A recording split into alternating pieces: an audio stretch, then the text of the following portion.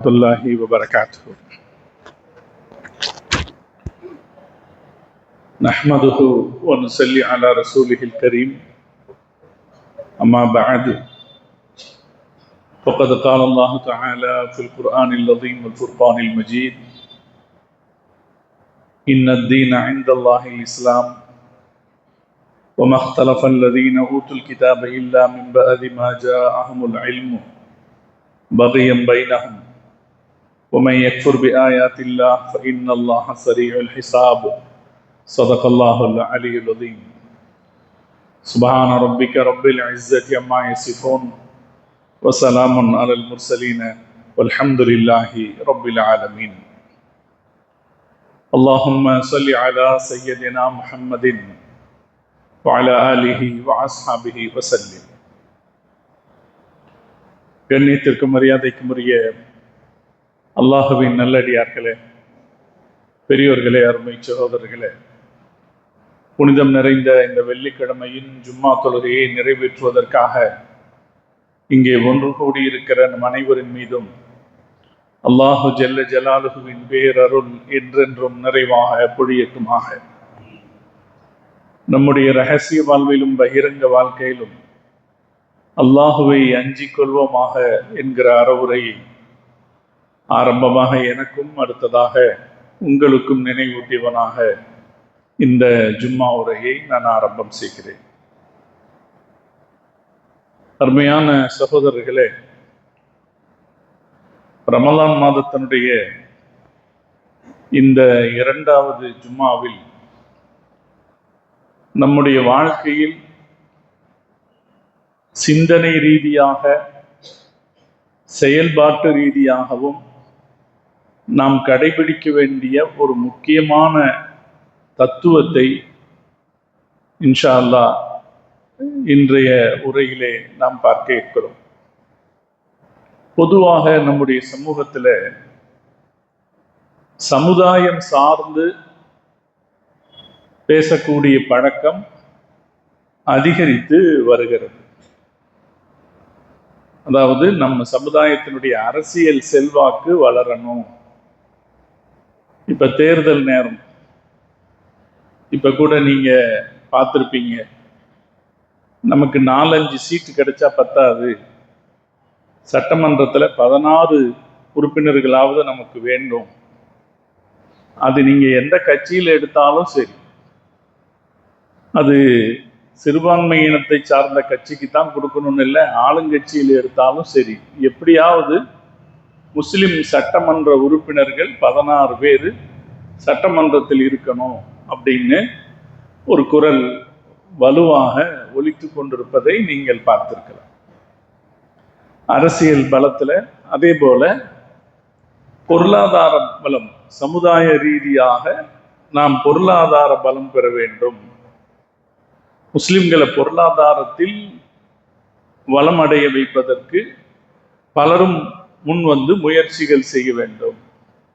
இப்ப ஜகாத்து மாதிரியான விவகாரங்களை பற்றி பேசுகிற போது நீங்க எப்படி ஜகாத்து கொடுக்கணும், ஒரு ஏழைய பணக்காரனாக்குற அளவுக்கு நீங்க ஜகாத்து கொடுத்துடணும் என்கிற போல இது மாதிரியான சிந்தனைகள் முஸ்லிம்களை, சமுதாயத்தை பொருளாதார ரீதியாக நம்ம பலப்படுத்திடணும் அப்படிங்கிற சிந்தனையும் பேசப்படுது.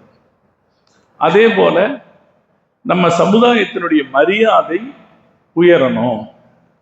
பல சமூக மக்கள் வாழக்கூடிய இந்த நாட்டில் நம்ம சமுதாயம் மரியாதை குறைஞ்ச ஒரு சமுதாயமாக இருக்கக்கூடாது, நம்ம சமூகத்தினுடைய மரியாதை உயரணும் என்கிற பேச்சுக்கள் அதிகரித்து வருவதை நாம் பார்க்கிறோம். எல்லாம் எந்த ரீதியில் பேசப்படுதுன்னா, சமுதாயம் என்கிற ரீதியில் பேசப்படுது.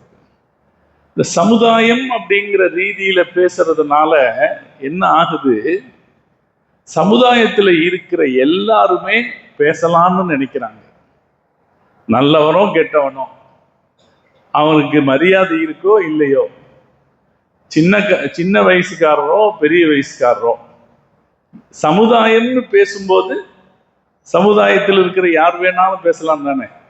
சமுதாயம்னு பேசும்போது நானும் சமுதாயத்தில் இருக்கிறேன், யாரும் என்னாலும் பேசலாம் அப்படிங்கிற ஒரு எண்ணம் அதிகரித்து வருகிறது. இந்த சூழலில் ஒரு நுட்பமான வித்தியாசத்தை நாம் கடைபிடிக்க வேண்டி இருக்கிறது. அதை இந்த ஜும்மாவிலே இன்ஷா அல்லாஹ் நாம் பார்க்க இருக்கிறோம். என்ன வித்தியாசம்னா, நம்ம மார்க்கத்துல எந்த விஷயத்தையும் முதலில் மார்க்கம் என்கிற ரீதியில் அணுக நாம் பழக வேண்டும். அந்த மார்க்கம் என்கிற அடிப்படையில் இருந்துதான் சமூகம், அரசியல், பொருளாதாரம் என்கிற மற்ற எல்லா விஷயங்களுக்குள்ளும் நாம் செல்ல வேண்டும். மார்க்கம் என்பதுதான் நமது தலைவாசல். அதற்கு பிறகுதான் அதில் இருக்கிற மற்ற எல்லா அம்சங்களும். ஒரு அடிப்படையான செய்தி இந்த செய்தி. ஒன்றும் இல்லை, ஒரு உதாரணத்துக்கு சொல்றேன். ஜமாத் உலமா சார்பில் ஒரு அறிக்கை ஒன்று கொடுத்தாங்க. சஹர் ஏற்பாடுகள்ல தேவையில்லாத அனாவசியங்கள் நடக்குது, அது அவ்வளவு இப்படி நடக்கிற இந்த ஆர்ப்பாட்டங்கள் தேவையற்றது. வசதி வாய்ப்பு இல்லாதவர்களுக்கு, சஹர் ஏற்பாட்டுக்கான வசதி இல்லாதவர்களுக்கு நீங்க சஹர் ஏற்பாடு செய்து கொடுத்தீர்கள் என்றால் அது நன்மைக்குரியது. இல்லைன்னா இப்படி ஏற்பாடுகள் செய்ய வேண்டியது அனாவசியமானது, இதில் தேவையற்ற காரியங்கள் நடக்கிறது அப்படின்னு ஜமாத் உலமா சபை ஒரு அறிவிப்பு கொடுக்குது. இப்போ ஒருத்தர் என்ன கருத்து சொல்றாரு, சட்டுன்னு சின்ன பசங்க ஏதோ ஆர்வத்தில் ஏற்பாடு செய்யறாங்க, ஏன் அதுக்கெல்லாம் தடை போடுறீங்க அப்படின்னு ஒருத்தர் கேட்கிறார். இது நாம எப்படி பார்க்கறது? இதுல என்ன, இது ஒரு உதாரணத்துக்கு சொல்றேன், இதை பெருசா சொல்ல வரல, இது ஒரு உதாரணத்துக்கு சொல்றேன். சமுதாயத்துக்கு நன்மையான ஒரு காரியம்னா அது உலமா சபையை விட வேற யாரு வந்து சொல்லுவாங்க? ஒரு காரியம் சமுதாயத்துக்கு நல்லது, மார்க்கத்துக்கு நல்லது அப்படின்னா அது யாரு சொல்ல போறா? முதல்ல வந்து சொல்லித்தர போறது உலமா சபை தான். அப்ப அது சமூகத்துக்கு நன்மை இல்லைன்ற ஒரு விஷயத்த இளைஞர்களுடைய கொண்டாட்டம் அப்படின்னு பாக்குறது என்ன சிந்தனைன்னா சமுதாய சிந்தனை. இளைஞர்களுடைய கொண்டாட்டம், இளைஞர்கள் அது அவங்க உற்சாகமா இருக்கிறதுக்கு செஞ்சுட்டு போறாங்க அப்படின்னு பார்க்கிறது சமுதாய சிந்தனை. ஆலிம்கள் சொன்னது மார்க்க சிந்தனை. எது அத்தியாவசியமோ, எது நன்மைக்குரியதோ அதை செய்யணும் அப்படிங்கிறது. இப்ப மார்க்க ரீதியான ஒரு சிந்தனைய நாம என்ன செய்யறோம்? சமுதாய ரீதியான ஒரு சிந்தனையாக மாற்ற முயற்சி செய்யறது அல்லது எதிர்க்க முயற்சி செய்யறது, இந்த போக்கு இப்ப அதிகமாயிட்டு வருது. இதுல என்ன மார்க்கத்தின் பங்கு அப்படின்றத, மார்க்கத்தின் வழிகாட்டுதல் என்னங்கிறத நம்ம வந்து கவனிக்க தவறிடுறோம். அன்னைக்கு ஒருத்தர் பேசுறார்,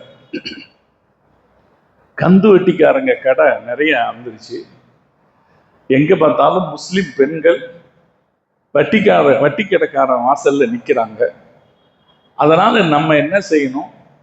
ஜகாத்து பணத்தை இது மாதிரி கடன் கொடுத்து, வட்டி இல்லா கடன் கொடுத்து ஜகாத்து பணத்திலிருந்து இதற்கான ஏற்பாடுகளை நாம் செய்யணும் அப்படின்னு ஒருத்தர் பேசுறார். இந்த நிலைமையை மாற்றணும்னு பேசுறார். வெளிப்படையா நீங்க யோசிக்கும் போது உங்களுக்கு என்ன தெரியும்? ஒரு நல்லது தான் சொல்றாரு. ஜகாத்து காசை வந்து கண்ட மாதிரி வீணாகும் போது அதை வந்து திரட்டி வச்சு இதை கொடுக்குறவங்களுக்கு நீங்க கடனா கொடுத்தோம்னா வட்டியிலிருந்து காப்பாற்றலாம் அப்படின்னு தோணுது. இது அடிப்படையில் வந்தது எந்த சிந்தனையில வருது? முஸ்லிம் சமுதாயம், நம்ம சமுதாய பொம்பளைங்க வட்டி கடையில போய் நிக்கிறாங்க அப்படிங்கிற அந்த சமுதாய சிந்தனையில வருது. ஆனா சமுதாய சிந்தனையில வரக்கூடும் போது நாம என்ன செய்யறோம்? இந்த ஜக்காத்தை இழுக்கிறோம் பார்த்தீங்களா? ஜக்காத்துங்கிறது மார்க்க கடமை. ஜக்காத்து காசை நான் கடனா கொடுக்க முடியுமா? அதுக்கு மார்க்கம் அனுமதிக்குதான் அப்படிங்கிற கருத்தோட்டம் அங்க கவனிக்கப்படுறதில்லை. நான் சொல்றது உங்களுக்கு புரியும் நினைக்கிறேன். ஜகாத்துங்கிற விஷயத்துல கருத்து சொல்லும் போது அது ஒரு தீனுடைய அமல். அதுல வந்து கருத்து சொல்லும் போது அதுல என்ன சமூக நோக்கம் அப்படிங்கிறத மார்க்கத்தினுடைய அடிப்படைகளுக்கு முரணாக வருவதை நாம் அனுமதிக்க முடியாது. ஆனா இப்படி இன்னைக்கு இருக்கிற சூழல்ல இப்படி பல விஷயங்கள்ல சமுதாய சிந்தனை என்கிற அளவில் சமுதாய நடைமுறை அப்படிங்கிற நிலையில் மார்க்கத்தின் வழிகாட்டுதல்களுக்கு முரணாக போகிற பல்வேறு சிந்தனையும் பெருகி வருகிற ஒரு காலகட்டத்தை நாம் இன்றைக்கு பார்க்கிறோம். சமுதாய நலன் அப்படிங்கிறது பெருசு, எல்லாருக்கும் சமுதாய நலன் பெருசுதான். ஆனா கவனிக்க வேண்டியது என்னன்னா, சமுதாய நலன் என்பதற்கு முன்னாலே நாம என்ன செய்யணும், மார்க்கத்தின் சட்டம் அல்லது மார்க்க நலம் எது என்பதை கவனிக்க வேண்டும். ஏன் இந்த பேச்சு இப்ப அதிகமாயிட்டு வருதுன்னா, முஸ்லிம் சமூகத்து இளைஞர்கள் மத்தியில இந்த பெரியாரிச மனப்பான்மை, பெரியார் ஒரு சமூக போராளி அப்படின்னு வந்ததுனால பெரியாரிச மனப்பான்மை அதிகமாயிட்டு வருது. நம்ம முஸ்லிம்கள் பாரம்பரியமாக நிறைய பள்ளிவாசல்களும் மதரசாக்களும் இருக்கிற பகுதிகளிலும் கூட இன்னைக்கு அப்படி ஒரு சிந்தனை அதிகரிக்கு. பெரியாரிச மனப்பான்மை ஒரு பக்கம் அதிகரிக்கு. அதே போல தமிழ் தேசியம்னு பேசுறாங்க பாருங்க, பெரியாரிசத்துக்கு நேர் ஆப்போசிட்டாக தமிழ் தேசியம்னு பேசுறாங்க பாருங்க, அவங்கள்ட்டையும் முஸ்லிம் சமூகம் அப்படிங்கிற சிந்தனை தூக்கிட்டு உயர்ந்து வருது. முஸ்லிம் சமுதாயம் வேணும், இஸ்லாம் மார்க்கம் வேண்டாம். நீங்க இந்த இளைஞர்கள்ட்ட இந்த பெரியாரிசம் பேசக்கூடிய முஸ்லிம்கள் இருக்கிற இப்ப இங்க அதிகமாயிட்டு இருக்காங்க. அது மாதிரி இந்த தமிழ் தேசியம் பேசுற முஸ்லிம்கள்ட்ட என்னன்னா, சமுதாயம்னு பேசுகிற உணர்வு அதிகமா இருக்கு. முஸ்லிம் சமுதாயத்துக்கு கல்வியில் முன்னேற்றம் வேணும், முஸ்லிம் சமுதாயத்துக்கு அரசியல் அதிகாரத்தில் வளர்ச்சி வேணும்னு பேசுற எண்ணம் அதிகமா இருக்கு. ஆனா இஸ்லாம் தேவையில்லை என்கிற என்ற எண்ணமும் வளர்ந்து வருது. இது ஆபத்தானது.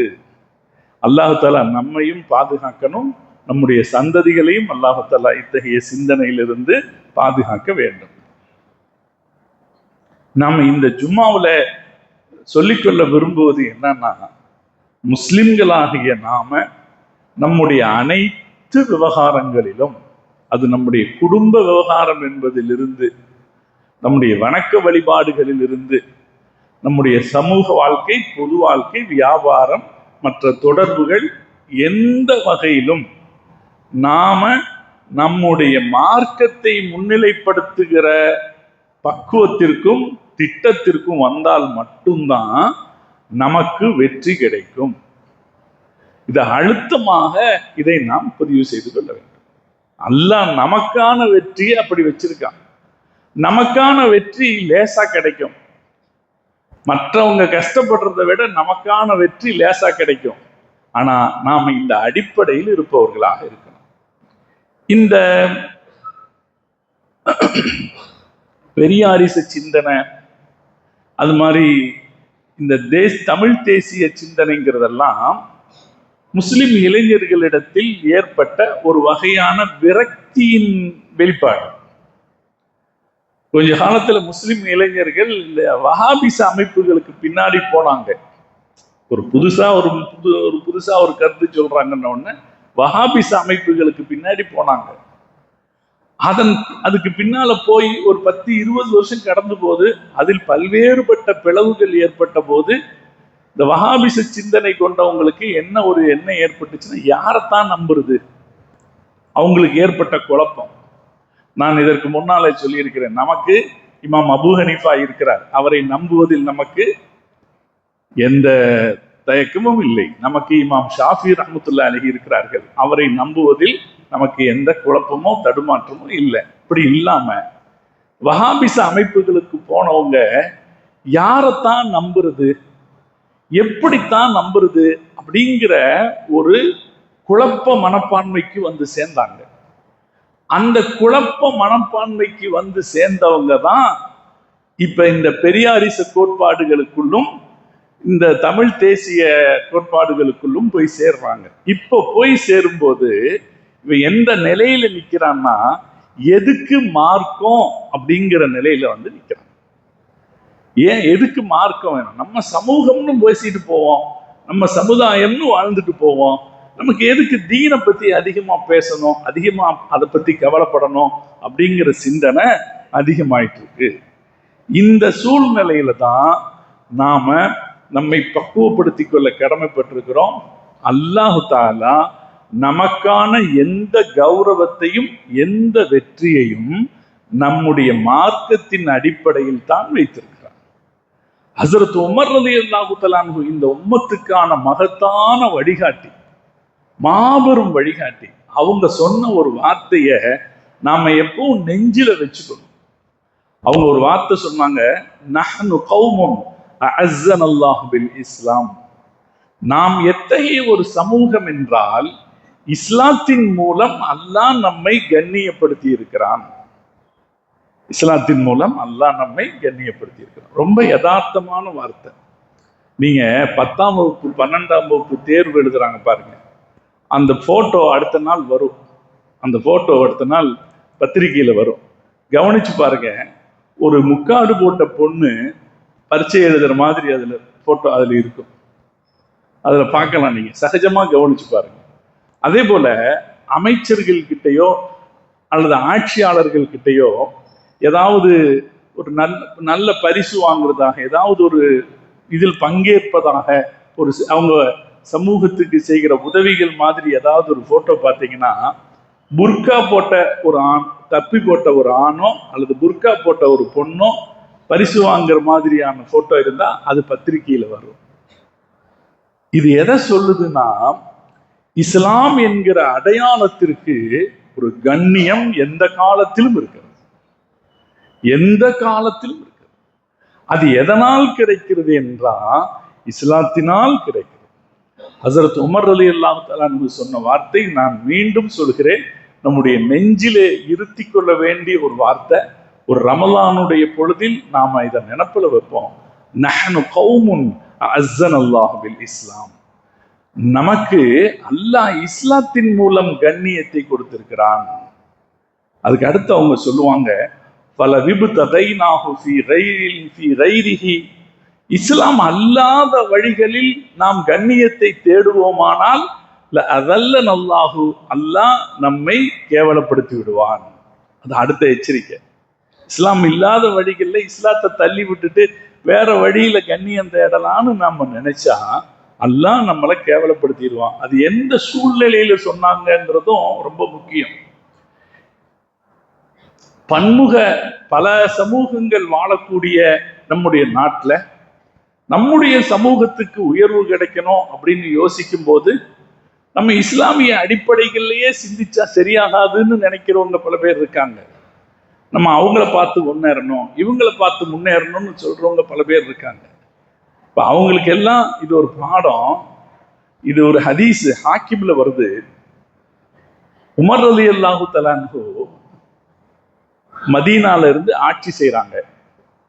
அப்ப அவங்களுக்கு சிரியா நாடு கைப்பற்றப்படுது. சிரியாவை கைப்பற்றி கொடுத்த ஒரு அபூ உபைதத்து பின் ஆமிர் இப்னுல் ஜர்ராஹ் ரலியல்லாஹு தஆலா அன்ஹுங்கிற சஹாபி. அவர் தான் படை தளபதியா இருந்தார். மிகச்சிறந்த இஸ்லாமிய படை தளபதிகள்ல ஒருத்தர் அபூ உபைதா ரலியல்லாஹு தஆலா. சிரியானுடைய ஒரு பகுதியாக பைத்துல் முகத்தஸ் பாலஸ்தீனம் கைப்பற்றப்பட்ட போது பாலஸ்தீனத்தில் இருந்த மக்கள், எங்களுடைய நகரத்தை நாங்கள் உங்களுடைய ஜனாதிபதி கிட்ட தான் ஒப்படைப்போம்னு சொல்லிட்டாங்க. இந்த செய்தி மதீனாவுக்கு போன உடனே மதீனாலிருந்து உமர் ரலியல்லாஹு தஆலா அன்ஹு பாலஸ்தீனத்துக்கு வர்றாங்க. பல 1000 மைல்கள் பயணம் செய்து பாலஸ்தீனத்துக்கு வர்றாங்க. உமர் ரலியல்லாஹு தஆலா அன்ஹு வெளிநாட்டு பயணம் போனது அந்த ஒரே ஒரு பயணம் தான். பாலஸ்தீனத்துக்கு உள்ள வரும்போது நடந்த நிகழ்வுகள், அந்த காட்சி வரலாற்றில் பல வகைகளில் முக்கியத்துவம் வாய்ந்தது. ஒரு காட்சியை மட்டும் நம்ம இன்னைக்கு பார்க்கிறோம்.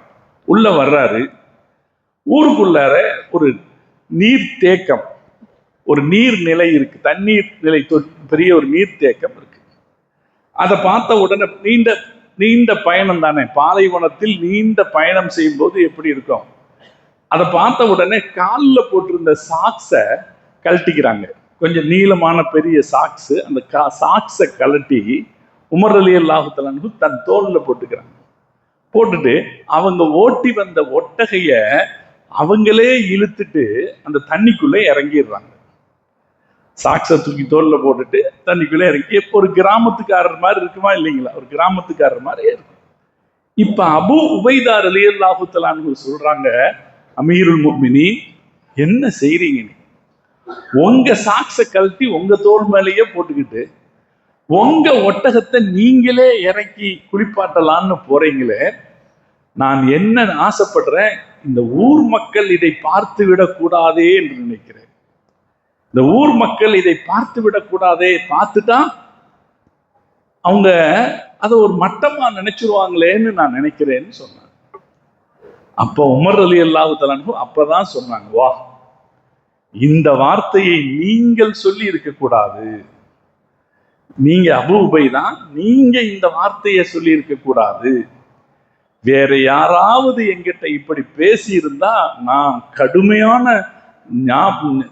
தண்டனை கொடுத்திருப்பேன். நீங்க இப்படி பேசி இருக்க கூடாது என்று சொல்லி விட்டு உமர் ரலியல்லாஹு தஆலா சொன்ன வார்த்தை தான், அல்லாஹ் நமக்கு இஸ்லாத்துல தான் இஸ்ஸத்தை கொடுத்திருக்கான். இஸ்லாமிய வாழ்க்கையில தான் அல்லாஹ் நமக்கு இஸ்ஸத்தை கொடுத்திருக்கான். நம்ம வேற வழிகள்ல இஸ்ஸத்தை தேடினால், கண்ணியத்தை தேடினால் அல்லாஹ் நம்மளை கேவலப்படுத்தி விடுவான் என்கிற செய்தியை உமர் ரலியல்லாஹு தஆலா அன்ஹு அவர்கள் இப்படி சொன்னார். அதனாலே நாம நம்ம வாழ்க்கையில கவனம் செலுத்த வேண்டிய, மனசுக்குள் வைக்க வேண்டிய ஒரு சிந்தனை, நம்ம தீன்னாலதான் நமக்கு வெற்றி, நம்ம தீன்னாலதான் நமக்கு நிம்மதி என்கிற சிந்தனை முதலில் மனதில் இருக்க வேண்டும். அல்லாஹ் ரசூலுக்கு கட்டுப்படுறதுலதான் நமக்கான ஜெயம் இருக்கிறதுன்னு நினைக்கணும். அல்லாஹ் குர்ஆன்ல இன்னொரு இடத்துல சொல்றான், யா அய்யுஹல்லதீன ஆமனூ, ஈமான் கொண்டவர்களே, இஸ்தஜீபு லில்லாஹி வலிர் ரசூலி, அல்லாஹ்வுக்கும் அல்லாஹ்வுடைய தூதருக்கும் நீங்கள் கட்டுப்படுங்கள். அல்லாஹ்வுக்கும் அல்லாஹ்வுடைய தூதருக்கும் கட்டுப்படுங்க அப்படின்னு சொல்லிட்டு அதுக்கு பின்னால அல்லாஹ் ஒரு காரணம் சொல்றான். இதா இஸ்தஜீபு லில்லாஹி வலிர் ரசூலி இதா தஆக்கும், ரசூல் உங்களை அழைத்தால் அவருக்கு கட்டுப்படுங்க. ரசூல் உங்களை கூப்பிட்டா அவருக்கு கட்டுப்படுங்கன்னு சொல்லிட்டு அதுக்கு அடுத்து ஒரு காரணத்தை அல்லாஹ் சொல்றான். ஏன் கட்டுப்படணும்? எப்படி இருந்தாலும் கட்டுப்படணும். நம்ம தொழுதுகிட்டு இருக்கோம், தொழுதுகிட்டு இருக்கும்போது ரசூலுல்லாஹ் கூப்பிடுறாங்க, என்ன செய்யறது? நம்ம யாரை தொழுதுகிட்டு இருக்கோம்? யாரை தொழுதுட்டு இருக்கோம்? அல்லாஹ்வை தொழுதுட்டு இருக்கோம். கூப்பிடுறது யாரு? ரசூலுல்லாஹ் கூப்பிடுறாங்க. இப்ப கணக்கு போடக்கூடாது, ஃபர்ஸ்ட் யாரு செகண்ட் யாரு. ஃபர்ஸ்ட் சாதாரண மனுஷ அறிவு என்ன செய்யும்?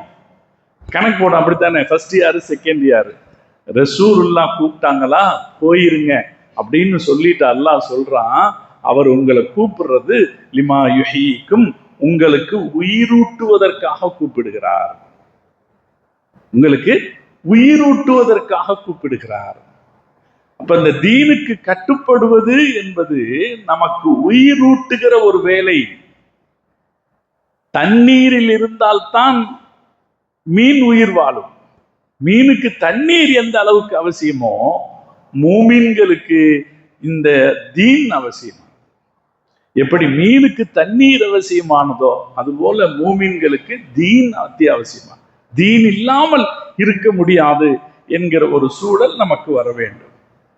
அதற்கு அது முக்கியமானது என்பதை எல்லா கட்டத்திலும் நினைக்க வேண்டும். உமர் ரலியல்லாஹு, உஸ்மான் ரலியல்லாஹு தஆலா அன்ஹு மக்காக்காரங்கள்ட்ட தூது போனார். ஒரு சந்தர்ப்பத்தில் ஹுதைபியா உடன்படிக்கையின் சந்தர்ப்பத்தில் தூது போனார். ரொம்ப முக்கியமான ஒரு கட்டம். ரசூலுல்லாஹ் இந்த தூது போற வேலைக்கு முதல்ல சொன்னது உமர் ரலியல்லாஹு தஆலா அன்ஹு தான். உமர் ரலியல்லாஹு தஆலா அன்ஹு கூப்பிட்டு, நீங்க போயிட்டு வாங்க, மக்காக்காரங்கள்ட்ட போய் பேசிட்டு வாங்கன்னாங்க. உமர் ரலியல்லாஹு தஆலா அன்ஹு நான் போகலன்ட்டார். இயல்பா உமர் ரலியல்லாஹு தஆலா அன்ஹுடைய குடும்ப வேலை தான் இந்த தூது போற வேலை. சமூகங்களுக்கு இடையில தூது போகிற சிஃபாரத் அப்படிங்கிற வேலை உமர் ரலியல்லாஹு தஆலா அன்ஹுடைய குடும்ப பணி. உமர் ரலியல்லாஹு தஆலா அன்ஹு சொல்றாங்க, நாம் போல யா ரசூலல்லாஹ் மக்காக்காரங்க கிட்ட எனக்கும் அவங்களுக்கு இடையில நிறைய பிரச்சனை இருக்குது, அதனால நாம் போல உஸ்மான அனுப்பி வைங்கன்னு சொல்றாங்க. அப்படி சொன்னதன் அடிப்படையில ரசூல் ஸல்லல்லாஹு அலைஹி வஸல்லம் அவங்க உஸ்மான் ரலியல்லாஹு தஆலா அன்ஹு அனுப்பி வச்சாங்க. இப்ப அவருக்கு என்ன பொறுப்பு வந்துடும்? நான் ஒரு முக்கியமான வேலையா போறேன், மொத்த முஸ்லிம் சமூகமும் காத்திருக்கிற ஒரு முக்கியமான வேலையா போறேன், ரசூலுல்லாஹ் அனுப்பி வச்சிருக்காங்க, என்ன இருக்குமா இல்லைங்களா? இந்த வேலையை நான் முடிக்கணும், அல்லாஹ் தௌஃபீக் செய்யணுங்கிற 1000 எண்ணம் அவருக்குள்ள இருந்திருக்கும். இந்த நினைப்போட அவர் உள்ள போறார். உள்ள போனா அவர் அவ்வளவு மரியாதைக்குரியவராக ஏற்கனவே மக்காவில் வாழ்ந்தவர். அவர் உள்ள போனா உள்ள மக்காக்காரங்க எல்லாரும் அவரை ஒரு மாதிரி கண்ணோட்டத்தோட பாக்குறாங்க. அவர் ஒரு கேவலமான கண்ணோட்டத்தோட பாக்குறாங்க. யாரும் அவரை ஆதரிக்கல. உள்ள போனவருக்கு ஒரு பெரிய ஏமாற்றமா இருக்கு. ஒருத்தர் கூட, இந்த ஊருக்காரர் தானே நம்ம, ஒருத்தர் கூட ஆதரிக்கிற வார்த்தை பேசலையே, நல்ல கண்ணோட பார்க்கலையே அப்படின்னு அவருக்கு ஒரு வருத்தம்.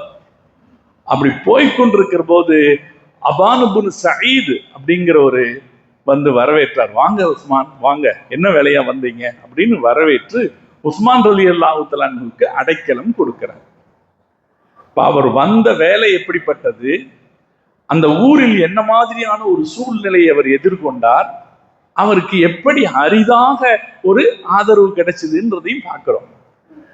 கொஞ்சம் அவர்கிட்ட ரெஸ்ட் எடுத்த பிறகு மக்காவின் தலைவர்களை சந்திக்கலாம்னு கிளம்புறாங்க. அபான் இப்னு சயீத் கூட்டிட்டு போறாரு. போகும்போது உஸ்மான் ரலியல்லாஹு தஆலாவுடைய அணிஞ்சிருந்த வேட்டி அவருடைய கணுக்காலுக்கு மேல இருக்கு. கணுக்காலுக்கு மேல மக்காவினுடைய பழக்கத்துல அடிமைகள் தான் அப்படி வேட்டி கட்டுவாங்க. அடிமைகள் தான் மேல தூக்கி வேட்டி கட்டுவாங்க. தலைவர்கள், பெரிய குடும்பத்தார்கள் எப்படி வேட்டி கட்டுவாங்கன்னா கீழே தரையில உரசற மாதிரி தான் கட்டுவான். எவ்வளவு தூரம் துணி கீழே தொங்குதோ அந்த அளவுக்கு அவன் மரியாதைக்குரியவன் அர்த்தம். அப்படி இருந்துச்சு அந்த காலம்.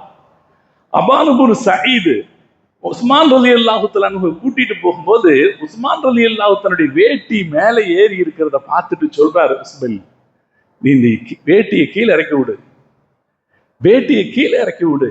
நீ யாரை பார்க்க போற? மக்காவின் தலைவர்களை பார்க்க போற, வேட்டியை கீழே இறக்கி விடு அப்படின்னு சொன்னார். சகோதரர்களே, யோசிப்போம், நம்ம நீங்களும் நானுமாக இருந்தா என்ன செய்வோம்? கொஞ்சம் கற்பனை பண்ணிப்போம். நீங்களும் நானுமா இருந்தா என்ன செய்வோம்? நாம யாரை அனுப்பி வந்திருக்கோம்? ரசூலுல்லாஹ் அனுப்பி வந்திருக்கோம். நமக்கு முக்கியமான வேற வேலை இருக்கு. இந்த மக்காக்காரங்கள்ட்ட பேசி நாம வந்த வேலையை முடிக்க வேண்டியிருக்கு. இந்த சூழ்நிலையில அவங்கள்ட்ட மரியாதை வாங்கணும்னு நம்ம நினைப்போம். இது யதார்த்தம் இல்லையா? நம்ம யார்கிட்ட பேச போறோமோ அவங்கள்ட்ட மரியாதை வாங்கணும்னு நினைப்போம். இன்னொன்னு, அவங்களுக்கு பிடிச்ச மாதிரி நடக்கிறதுக்கு முயற்சி பண்ணுவோம். இப்ப நம்ம நாட்டு பிரதமர் இஸ்ரேலுக்கு போறாரு. இஸ்ரேலுக்கு போய் அனாவசியத்துக்கு ஒரு வார்த்தையை சொல்றாரு, எங்க நாடு மதர்லாண்டு, இஸ்ரேல் ஃபாதர்லாண்டுங்கிறார்.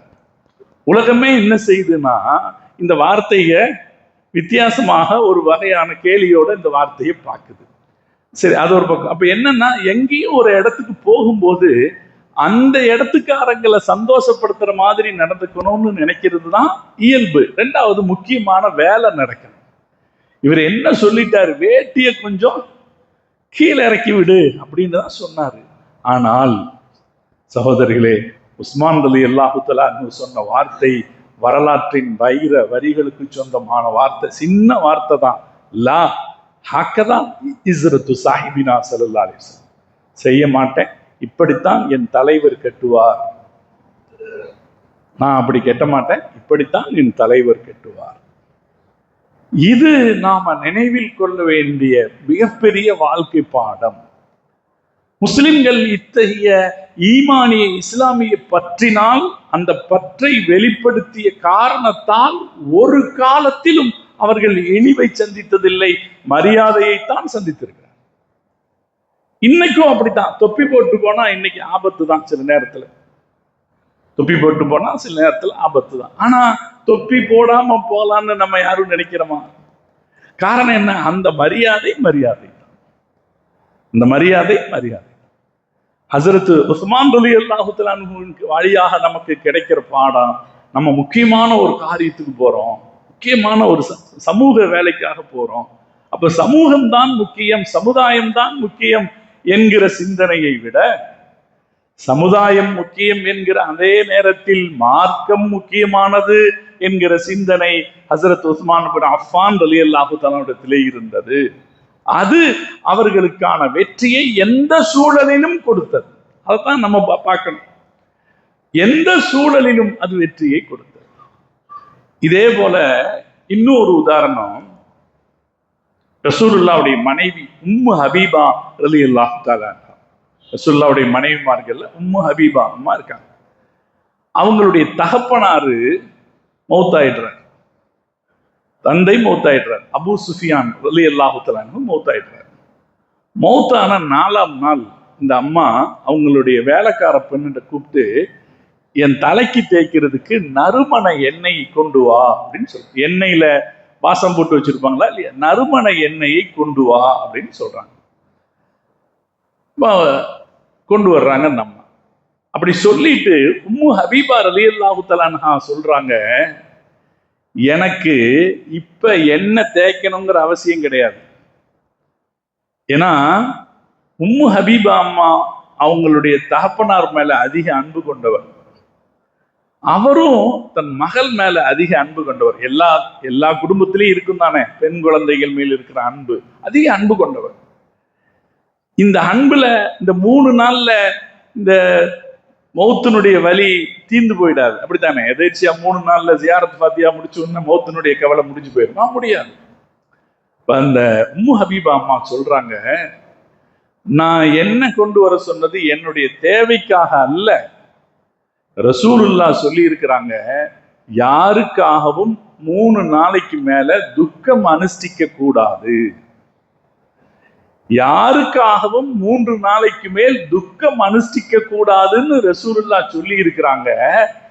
அதை நடைமுறைப்படுத்தி காட்டுறதுக்காக நான் என்ன கேட்கிறேன். என்ன தேய்க்காம இருந்தா, பரட்டத்தலையோட இருந்தா நம்ம துக்கமா இருக்கிறோம்னே ஒரு தோற்றம் வந்துடும்.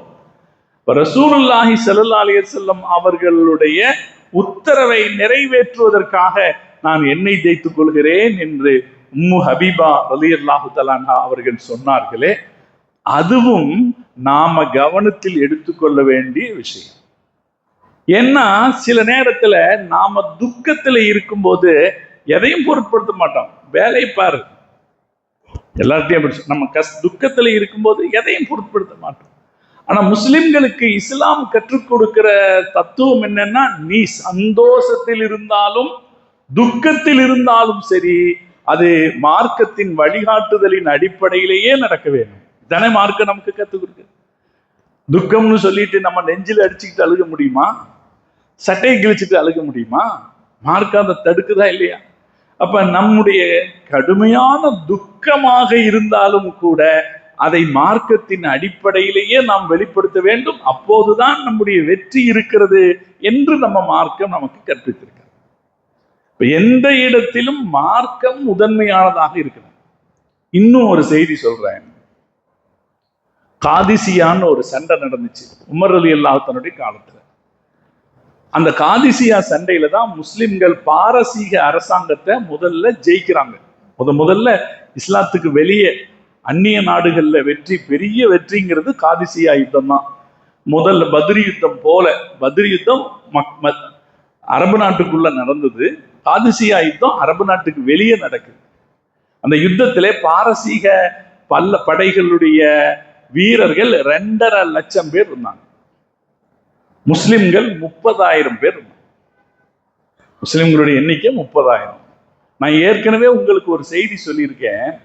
வரலாற்றில் எந்த இடத்திலும் முஸ்லிம்கள் அவர்களுடைய படை எண்ணிக்கையை அதிகமாக இருந்தது என்பதால் ஜெயித்தார்கள் என்கிற வரலாறே கிடையாது.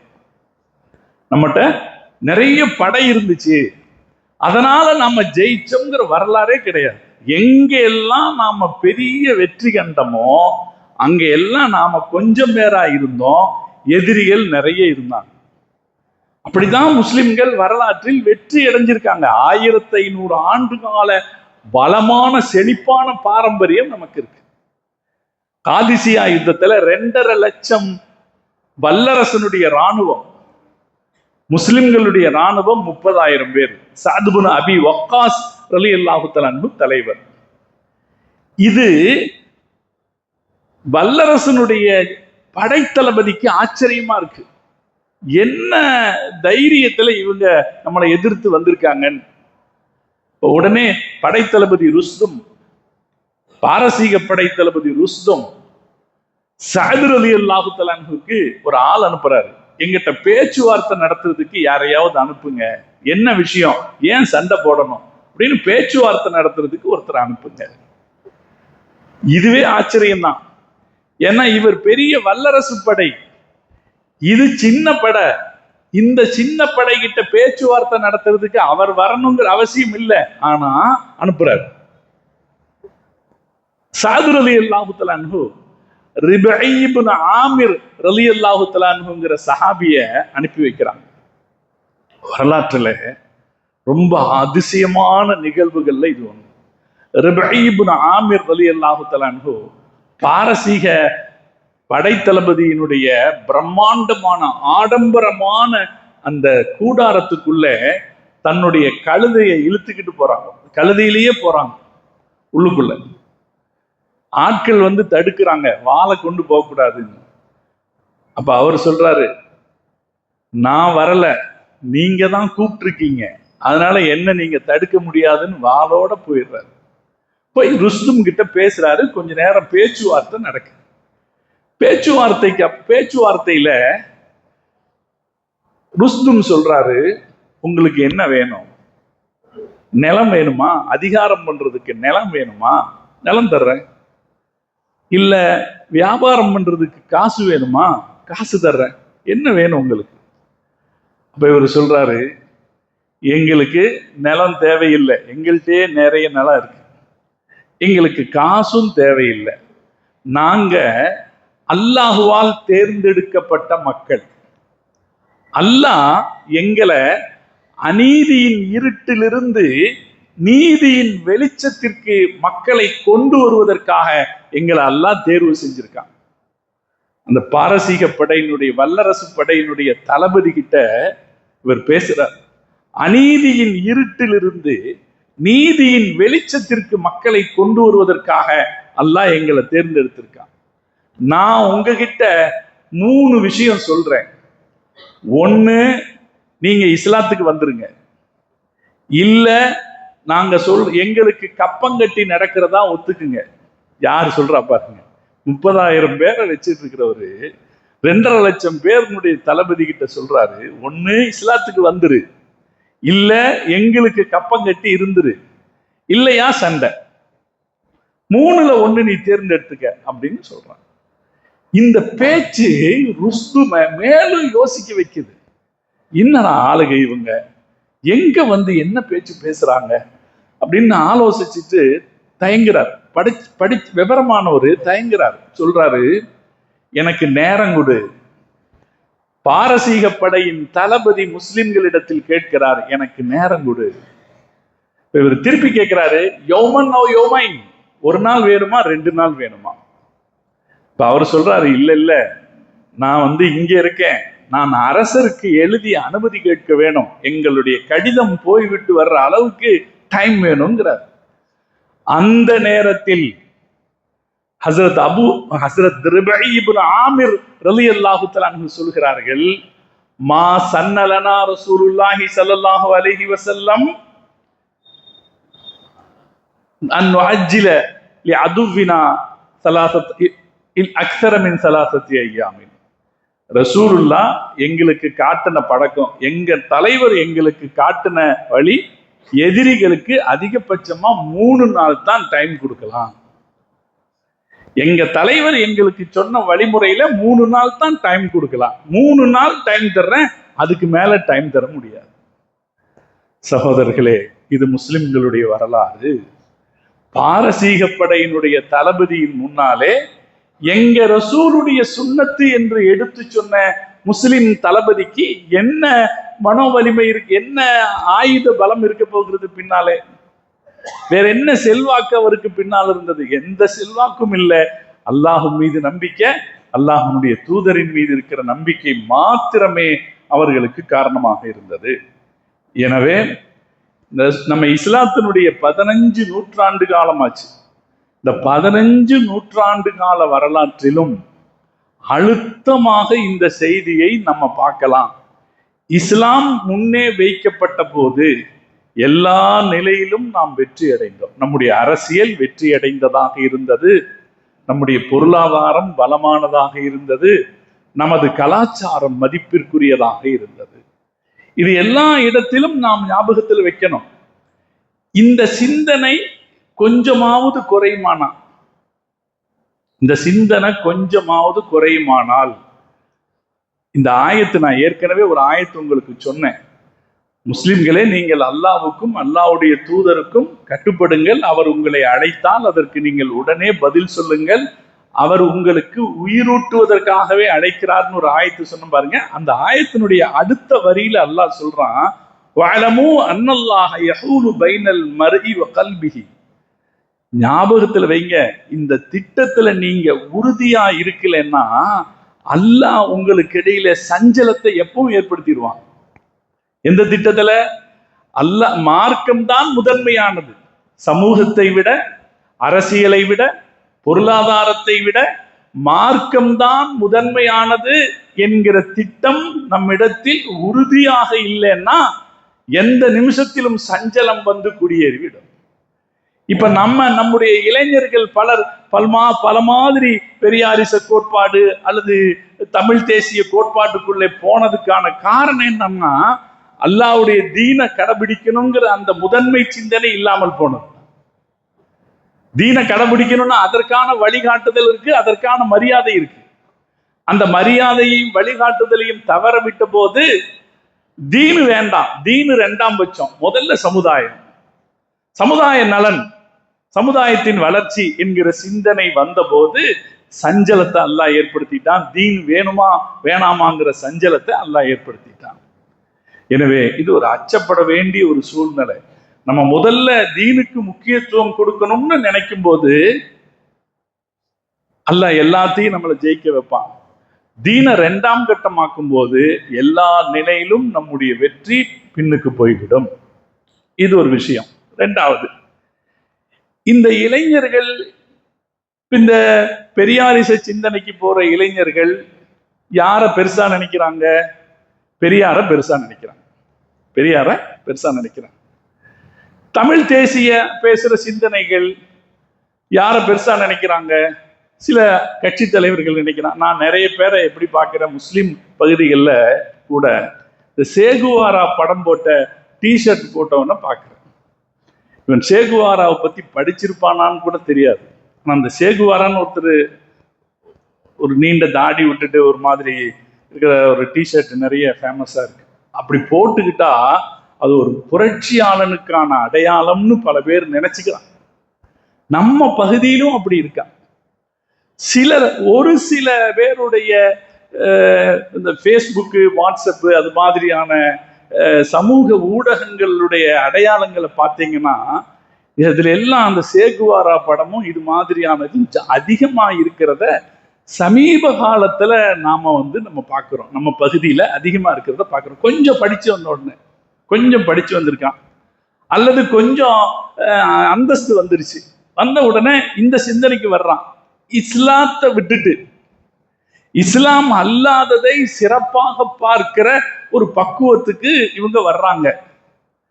நாம என்ன தயவு செய்து கேட்கிறோம்னா, நீ முஹம்மது என்கிற தலைவரை பத்தி கொஞ்சமாவது படிச்சு பாரு. சேகுவாராவினுடைய புரட்சியை நம்ம மறுக்கல. சேகுவாரா ஒரு புரட்சியாளன், சில நாடுகளுடைய விடுதலைக்காக உழைத்தவன் அப்படிங்கிறத நம்ம மறுக்கல.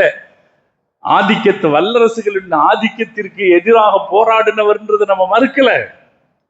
நீ நம்ம நபி முகம்மதை யோசிச்சு பாரு, படிச்சு பாரு. அவரை மாதிரி புரட்சி செய்தவர்கள் இருக்கிறார்களான்னு உன்னுடைய சாதாரண அறிவுல வச்சாவது யோசிச்சு பாரு.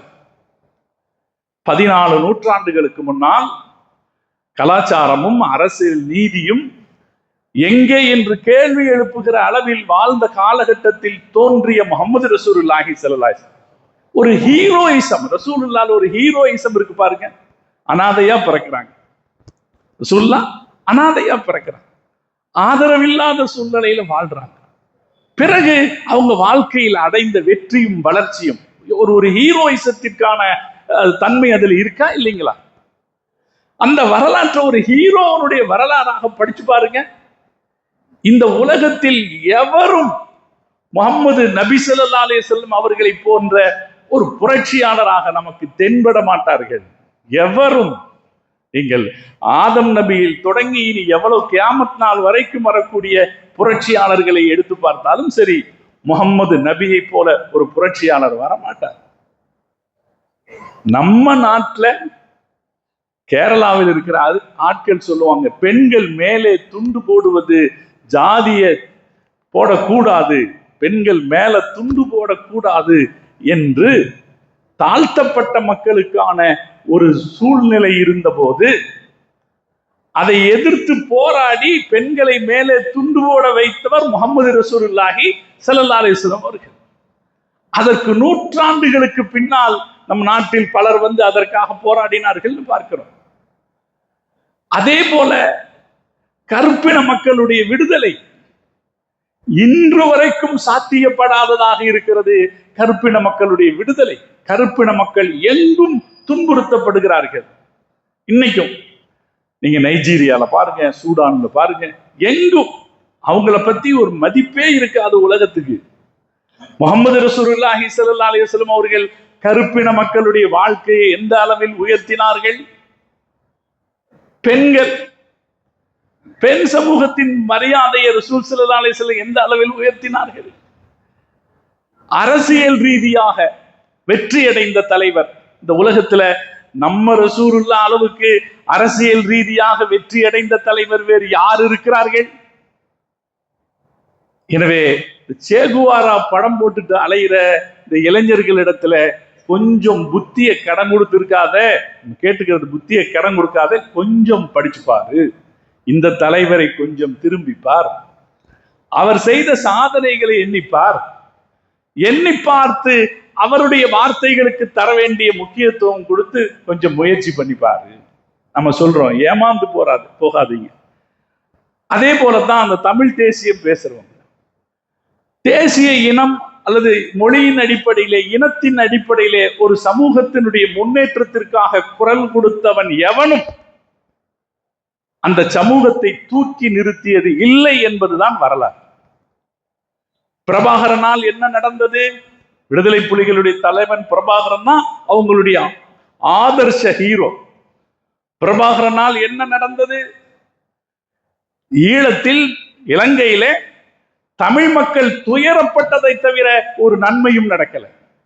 ஈழத்தில் தமிழ் மக்கள் துயரப்பட்ட, தோற்று போன ஒரு புரட்சி அது.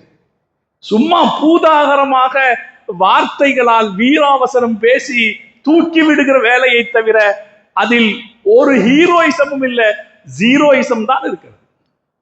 ஒரு ஹீரோயிசமும் அதில் இல்லை. என்ன நடந்தது? அதே போல தேசிய இனம்னு பேசி மனித சமூகத்திற்கு பேரழிவை கொடுத்தவன் ஹிட்லர். ஹிட்லர் ஜெர்மனி என்கிற தேசிய இனம் பற்றி பேசினான். ஹிட்லர் ஜெர்மனிய மக்கள் உயர்ந்தவர்கள் அப்படின்ற சிந்தனையை பேசினான். சமூகத்துக்கு அவன் கடைசியா கொடுத்தது என்ன? யுத்தங்களைத்தான் பரிசாக கொடுத்தான். எனவே இனம் என்று பேசி மக்களை தூண்டிவிட்டவர்கள் இந்த உலகத்தில் எந்த காலகட்டத்திலும் ஒரு சமூகத்திற்கு நன்மையை செய்தார்கள் என்று வரலாறே கிடையாது. வரலாறே கிடையாது. கொஞ்சம் படிச்சு பாருங்க. அன்பான இளைஞர்களை பணிவாக கேட்டுக்கொள்ளுங்க, கொஞ்சம் படிச்சு பாருங்க. சும்மா எவனா ஒருத்தன் ஆக்ரோஷமா பேசிடுறதுனால அவன் பின்னாடி போய் படை சேருவோம் என்று யோசிப்பதற்கு முன்னால் நமக்கு கிடைத்திருக்கிற அருமை தலைவர் முஹம்மது ரசூலுல்லாஹி ஸல்லல்லாஹு அலைஹி வஸல்லம் அவர்களின் வரலாற்றை அரசியல் ரீதியாக, சமூக மாற்றம் என்கிற ரீதியாக யோசிச்சு பாருங்க. நம்ம தலைவர் அவர்கள் எல்லோரையும் விட பன்மடங்கு பன்மடங்கு பன்மடங்கு உயர்ந்த தலைவர், காலத்திற்கும் வென்று நிற்கிற தலைவர். அவருக்கு நிகர் சொல்ல முடிகிற தலைவர்கள், வழிகாட்டிகள், புரட்சியாளர்கள், சீர்திருத்தவாதிகள் இந்த உலகத்தில் வேறு எவரும் கிடையாது. நம்முடைய தலைவர் தானங்க யதார்த்தம். கொஞ்சம் யோசிச்சு பார்க்கட்டுமே, நம்ம தலைவருடைய வரலாற்றை கொஞ்சம் யோசிச்சு பார்க்கட்டுமே. அதுல ஏதாவது சந்தேகம் இருக்குமானால் தெளிவாக யாராவது ஒரு வழிகாட்டியை வைத்து ஆய்வு செய்து அந்த சந்தேகத்தை திருத்திக் கொள்ளலாம். ஏதாவது சில நேரத்துல ரசூலுல்லாஹ்வுடைய வாழ்க்கையில ஏன் இப்படி நடந்துச்சு அப்படின்னு சில சந்தேகம் வரலாம். ஏன்னா எப்ப ஈமானிய கட்டமைப்பு உடைஞ்சு போகுதோ, ஈமான்னா என்னங்க? எல்லாத்தையும் நம்புறது. ரசூலுல்லாஹ் நம்புறது, எல்லா விஷயத்திலையும் நம்புறது, அவங்கதான் எல்லாத்துக்கும் நம்புறது ஈமான். இந்த ஈமானிய கட்டமைப்பு உடைஞ்சு போகும்போது சில கேள்விகள், சந்தேகங்கள் வரும். அப்படி வந்தால் அதை தீர்த்து கொள்வதற்கு ஒரு வழிகாட்டி அணுகினீர்கள் என்றால் நிச்சயம் தீர்த்து கொள்ள முடியும், நம்முடைய சந்தேகத்தை தீர்த்து கொள்ள முடியும். ஆனால் முஹம்மது ரசூலுல்லாஹி ஸல்லல்லாஹு அலைஹி வஸல்லம் அவர்களுடைய தலைமை ஒருபோதும் எந்த வகையிலும் குறைந்த ஒரு தலைமை அல்ல. இதை இளைஞர்கள் புரிந்து கொள்ள வேண்டும், அவங்களுக்கும் சொல்லணும், நாமும் மனசால நினைக்கணும். எல்லாத்துக்கும் முன்னாடி நம்ம வாழ்க்கையில இஸ்லாம் இருக்கணும், நாம வைக்கணும். நம்முடைய குடும்பம் என்ன குடும்பம்? இது முஸ்லிம் குடும்பம். நம்முடைய வியாபாரம் என்ன வியாபாரம்? இஸ்லாம் விரும்புகிற வியாபாரம். கல்வியை தேர்ந்தெடுக்கிறதுல இருந்து இஸ்லாம் விரும்புகிற கல்வி, இஸ்லாம் விரும்புகிற வியாபாரம், இஸ்லாம் விரும்புகிற திருமணம். நான் மீண்டும் சொல்வேன் சகோதரர்களே, நம்முடைய கல்யாணம்ங்கிறது பகிரங்கமா நடக்கிறது. நாம ஒருவேளை மார்க்கத்துக்கு எதிராக நடக்கிறோம்னு வைங்களேன், மார்க்கத்துக்கு எதிராக நடக்கிறோம்னா தனி அறையில் நம் குடும்பத்துக்குள்ளே அல்லது நம்முடைய தனிப்பட்ட வாழ்க்கையில் மார்க்கத்துக்கு எதிராக நடந்தா அதை மன்னிக்கிற பொறுப்பு அல்லாஹ்வோடது. அல்லாஹ் மன்னிச்சிருவான். நான் இதுக்கு முன்னால ஒரு சமயத்துல உங்களுக்கு சொல்லியிருக்கேன், அல்லாஹ் மன்னிச்சிருவான். ஆனா ஒரு பாவம், ஒரு தவறு, மார்க்கத்திற்கு எதிரான ஒரு காரியம் பொது வெளியில் பலர் பார்க்க நடந்தால் நமக்கு எதிரான சாட்சிகளை நாம் உருவாக்குறோம்னு அர்த்தம். அல்லாஹ் இந்த ஆளு இப்படி நடந்துகிட்டான், இது மார்க்கத்துக்கு முரணானதுன்னு நமக்கு எதிராக சாட்சி சொல்லக்கூடிய பலரை நாம் உருவாக்குகிறோம்னு அர்த்தம். பொது வெளியில் அப்படி நடந்து ஒரு சாட்சியை உருவாக்கிட்டா அல்லாஹ் நாளைக்கு மன்னிக்க முடியாது. ஏன் முடியாது? நமக்கு எதிரான சாட்சி இருக்கிறது. எனவே அது நமக்கு ஆபத்தானதாகவே அமையும். கொஞ்ச நேரம் சந்தோஷம், கொஞ்ச நேரம் மரியாதை. யாருகிட்ட மரியாதை? இந்த மனுஷங்க கிட்ட மரியாதை வாங்கி என்ன பிரயோஜனம் இருக்கு? இன்னைக்கு மதிப்பான், நாளைக்கு தூக்கி வீசிடுவான். முகத்துக்கு முன்னால மதிப்பான், முதுகுக்கு பின்னாடி தூக்கி வீசிடுவான். இந்த மனுஷனோட மரியாதையை வாங்குறதுக்காக அல்லாஹ் கிட்ட மரியாதை கெட்டு போகலாமா? எனவே நாம நம்முடைய நம்முடைய குடும்பம், நம்முடைய கல்வி, இஸ்லாம் விரும்பும் கல்வி, நம்முடைய வியாபாரம், இஸ்லாம் வியாபாரம், கடன் வாங்கும் போது இஸ்லாம் விரும்பும் கடன், இஸ்லாம் விரும்பும் சமூக உறவுகள் அப்படின்னு ஒவ்வொரு கட்டத்திலும் நம்முடைய மார்க்கத்தை முதலில் வைத்து அதற்கு பிறகு நம்ம சமூகத்தின் கட்டமைப்புகளை அமைத்துக் கொள்வோம். மார்க்கம் அஸ்திவாரமாக இருக்கட்டும், அதற்கு மேல் சமூகம் என்கிற கட்டடம் வளரட்டும். வளர்ந்தால் அது நிச்சயம் நமக்கு வெற்றியை தரக்கூடியதாக இருக்கும். இல்லை என்றால் இஸ்லாம் பின்னுக்கு தள்ளப்பட்டு சமூகம் முன்னே எடுத்து வரப்படும் என்றால் அல்லாஹ் குர்ஆன்ல எச்சரிக்கிறான், அல்லாஹுவின் கட்டளைக்கு எதிராக நடப்பவர்களை எச்சரிக்கை செய்யுங்கள். அல்லாஹ் சொல்றான், எச்சரிக்கை செய்யுங்கள். அன் துசீபஹும் ஃபித்னா, அவர்களுக்கு குழப்பத்திற்கு ஆளாவார்கள். அதாபுன் அலீம், அவர்கள் வேதனைக்கு ஆளாவார்கள். அல்லாஹ் எச்சரிக்கிறான். எதிராக நடக்கிறவங்கன்னா யாரு? மார்க்கத்தை பின்னுக்கு தள்ளுறவங்க, மார்க்கத்தை பின்னுக்கு தள்ளிட்டு அது வேண்டாம்னு நினைக்கிறவங்க அல்லாஹ்வுக்கு எதிராக நடப்பவர்கள் ஆகிவிடும். அல்லாஹ் நம்மை பாதுகாப்பான. சகோதரர்களே, ஒரு ஜும்மாவிலே நான் இந்த கருத்தை முன்வைக்கிறேன், எனக்கும் உங்களுக்குமாக இந்த கருத்தை முன்வைக்கிறேன். நாம நம்முடைய சமுதாயத்தின் வளர்ச்சி அல்லது சமுதாய நலன், அரசியல் நலன், பொருளாதார நலன் என்றெல்லாம் யோசிப்பதற்கு முன்னதாக மார்க்க நலன் என்பதை முன்வைத்து யோசிக்க வேண்டும். மார்க்கத்தின் அடிப்படையில் முன்வைத்து நாம் யோசிக்க வேண்டும். அப்படி யோசிக்கிற ஒரு சிந்தனை இருக்குமானால் அதுதான் சரியான சிந்தனை, அதுதான் மார்க்கத்தின் அடிப்படையில் கண்ணியத்தை தேடிக்கொள்கிற சிந்தனை. மார்க்கத்தை இரண்டாவதாக்கிட்டு, தீன இரண்டாவதாக்கிட்டு சமுதாயத்தை முதன்மையாக்கிற ஒரு சிந்தனை வருமானால் நிச்சயம் நாம் குழப்பத்தையும் வேதனைகளையும் தான் சந்திக்க வேண்டியது வரும் என்று அல்லாஹ் எச்சரிக்கிறான் என்பதை நினைவில் வைத்திருப்போம். அல்லாஹ் தீனின் அடிப்படையிலான ஒரு வாழ்க்கையை நமக்கு தந்துருவானாக.